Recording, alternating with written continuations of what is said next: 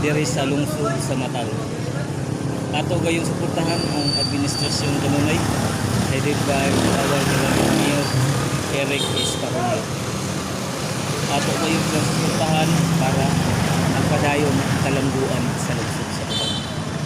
Okay guys, mauling atong bagong buwan fire station diri sa lungsod sa Matal.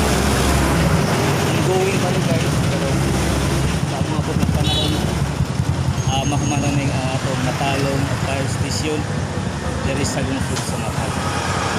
Ato kayong suportahan ang administrasyon kanunay headed by our beloved Mayor Eric Esparronio, mga kauban. Ato kayo silang suportahan para mapadayon ang kalambuan sa lungsod. Among ito guys sa atong matalong fire station nagsugod na ang ilang trabaho. Okay guys,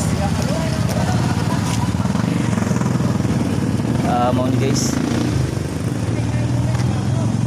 mao ni ang matalong fire station.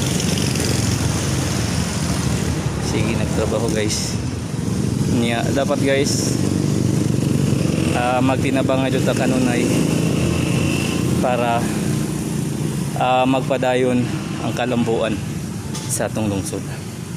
Balikon ko mao ni atong agbag-ong matalom fire station diri sa lungsod sa Matalom.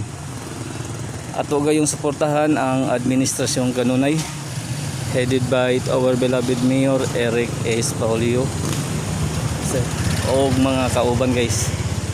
Okay,